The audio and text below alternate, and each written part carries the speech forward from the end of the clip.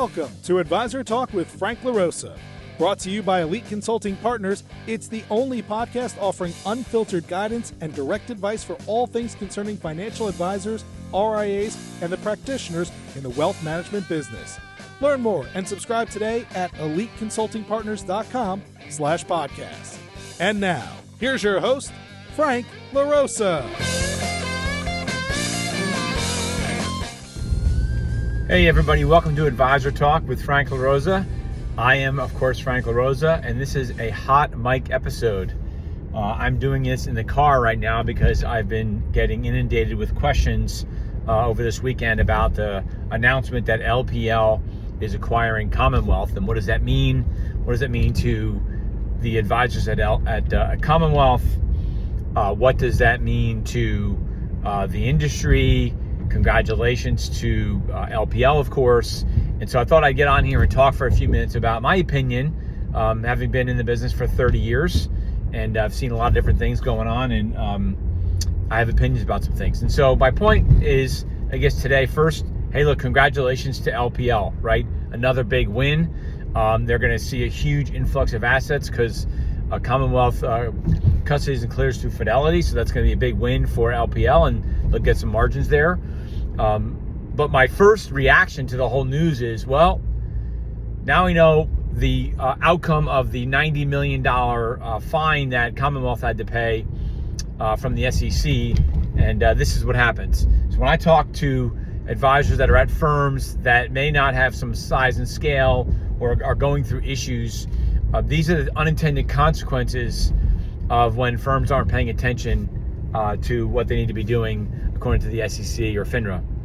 And so I think that for an advisor, you're now being put in a position to make a decision because of some things that your firm did that really didn't have anything to do with you, and you're paying the price. It also talks to the fact that, you know, as an advisor, you should never, honestly, have that much loyalty for your firm, towards your firm, because at the end of the day, your firms are going to do what they think is necessary for their survival, and they're not necessarily caring about what's right for you. And so I'm not saying that the move to LPL isn't going to be good for financial advisors. I think it's going to be their decision to make. You know, one of our big passions in our sort of our why in our world at Elite Consulting Partners is helping advisors make the right choice, not just the next choice. And sometimes, you know, you have to take that control of yourself. You have to look around. You should be looking around every so often, even if you're at a firm that you think you like.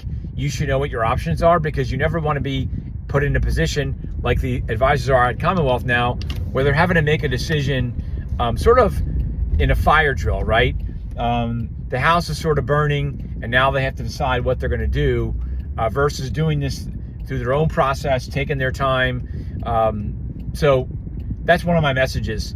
I think for the advisors that are looking at this, you know, you have to look at the culture of the firm that you're at, the culture of the firm that you're going to, and are they aligned? And I'm not saying, and this is not me talking about whether I feel like LPL is a good move or not a good move. This is not what I'm talking about. What I am talking about is you as a financial advisor now need to make a decision for yourself. You now have to get really, really selfish and decide what's right for you and what's right for your clients. Look, we've worked with a lot of advisors that have, you know, looked at both firms, and many of them, some of them chose LPL, and some of them chose Commonwealth, amongst other firms. And so you have to just understand why you go to a firm that you're going to, and you have to find that you have to go through the same process now. Even though you're going to move over there, and there's going to be tape-to-tape transfer, and they're going to tell you that there's no paperwork required. That's not true. There's going to be paperwork required.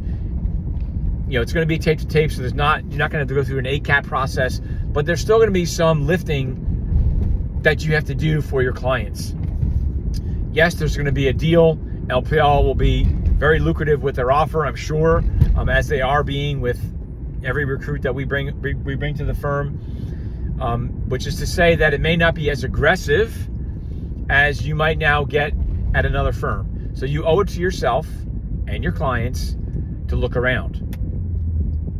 The other thing that I would talk about that really was the second thing I thought of when I heard this news was, wow, more consolidation. And we've talked about consolidation more than a few times on our podcast.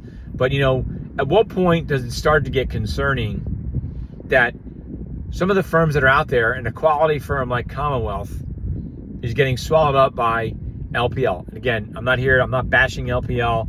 I just actually recorded a podcast with Steinmeier that's going to be coming out very soon. So I'm friends with a lot of these people. I consider Rich a friend. I've known him for a long time now, and so I think he's done a great job at the firm. But again, they're the firm. They are stewards of their organization, and you have to be stewards of your organization and take care of your clients.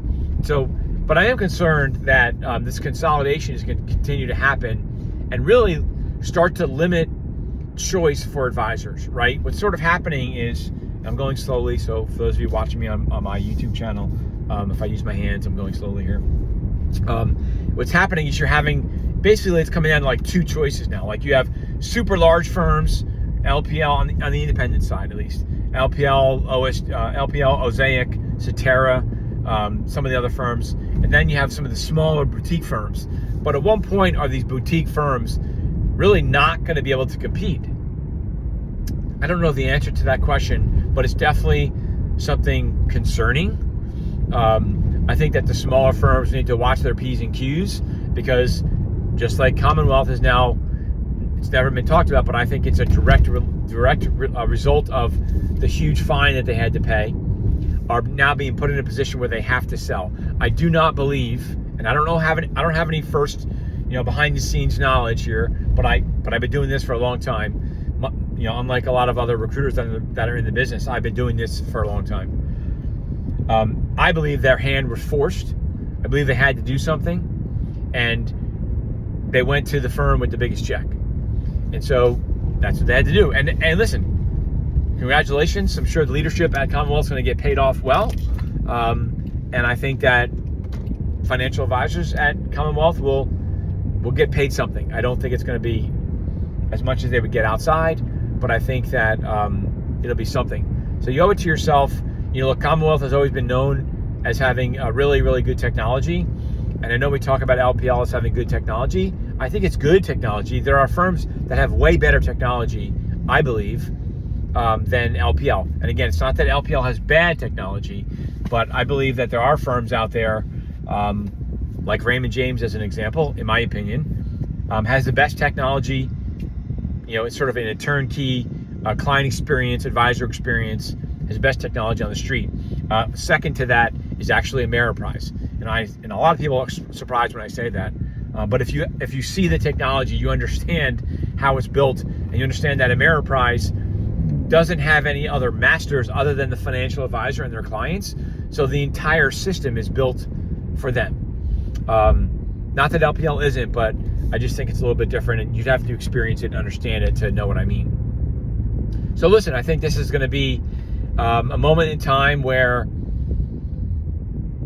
the advisors are going to have to make a decision. I was talking to my team about this yesterday when the deal got announced, and there have been a lot of firms that have been acquired by LPL that I thought was a good decision. Like, wow, that's a good decision. That's going to be probably a really big win for the financial advisor. I don't know so much about this one. I just don't know. Commonwealth, what made Commonwealth so unique was this culture that they had. They're very proud of the organization that they were part of, that was built. And I just don't know if they're going to feel the same way at LPL. Again, I'm not saying that LPL is, we move a lot of advisors to LPL for different reasons. And so it's a good firm. I just don't know if it's going to be for them, right? Now, I'll use an example. As everybody knows, I'm a car guy. The best example I can think of is I like Ferraris. Everyone knows that. But, some guys are Porsche guys or Lamborghini guys, right? Maybe it's Ferrari, Lamborghini. You're used to a certain style, a certain brand, and what that brand represents. For me, Ferraris mean something very special. And But someone can say the same thing about Lamborghinis. It's just a different style and flavor, right? I will probably never own a Lamborghini because I just don't like them. There's something about them I just don't like. It's like a cultural thing, right? And so the same thing for me applies to Cambridge. I'm sorry, not Cambridge. Hold on. To Commonwealth. I view Commonwealth as like they were like a Ferrari in the independent broker-dealer world, right? And they're going to a firm that has 22,000 advisors. I think that they'll do a pretty good job at transitioning the advisors over, and they have done a pretty good job in the past, but I think that's because the firms that they've acquired, it was a tremendous uptick for those advisors to move to LPL. So to be determined. I think that, well, you know what my opinion is. We'll see what happens. I wish both firms well. I wish the financial advisors well. This is a great lesson to financial advisors at other firms. You have to look after yourself. We talk to advisors all over the country, and a lot of them will say, well, I'm not unhappy at my firm. They're not great or whatever. I'm not unhappy at my firm. I'm just not ready to look around right now. And what I would tell you is you're making a huge mistake. We work with financial advisors for years before they decide to make a move. Because, again, we want you to make the right move, not just the next move. And a lot of times we work with an advisor that doesn't move at all, and we help them with other things, right? We help them with their marketing, we help them with M&A, we help them with their data services. But ultimately, they end up moving anyway because they understand that the firm that they're at is sort of holding them back. But you have to, as a financial advisor, look after yourself. Just like on an annual basis, you go through account reviews with your clients to make sure that their portfolio is set up the right way, and however you manage money, I don't really care, but however you manage money and their retirement plan, their estate plan, that should be reviewed on an annual basis. You should also be doing an audit of your firm on an annual basis. One of the things is, do they have the capital to withstand a huge fine? I think that's a huge glaring one right now that no one wants to talk about, right? It was sort of brushed under the rug. $90 million. That's a lot of money.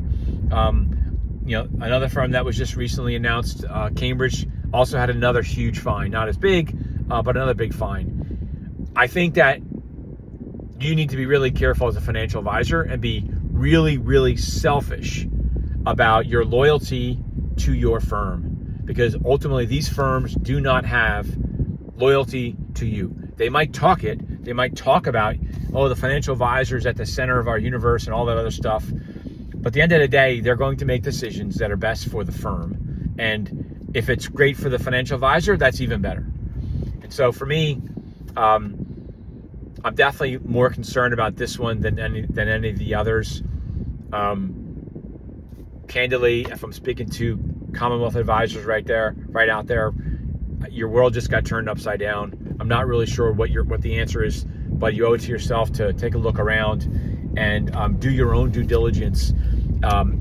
We work with an advisory firm, work with a consulting firm that understands the spectrum of firms that are out there, and I think that it'll end up well for you. One of our core values is faith, and that is faith in believing that things always work out for the right reasons. And so if you end up going to LPL, then that's the way it was supposed to be. If this was the impetus for you to start looking at other firms out there besides LPL and Commonwealth, and you end up moving to another firm, well, then that's what worked out. That was the whole game plan, right? That was God's plan. That's how I operate my life. So anyway, that's a hot mic moment. I hope this was insightful. This was basically straight from my gut in terms of what I've seen over the last 30 years and what I've seen over the last really 10 to 15 years running this organization. Last year we moved almost 200 unique financial advisors to different firms and billions of dollars in assets. We're the largest financial service recruiting firm in the industry. We are the largest. No matter what someone wants to tell you, we are the largest. So we see more volume and we see more opportunities. We talk to more firms and more advisors at firms than anybody else. And that's where my experience is coming from. So if you're interested in talking, If you're at a firm right now, you're not really sure what's going on, or you're concerned about, the likelihood of that firm surviving in this consolidated space, you can give us a call. You can shoot me an email at frank@eliteconsultingpartners.com. I hope you have a great weekend. For those Commonwealth advisors, hang in there. The solution will come to itself and present itself, and you'll end up in the right place one way or another. So best of luck to you.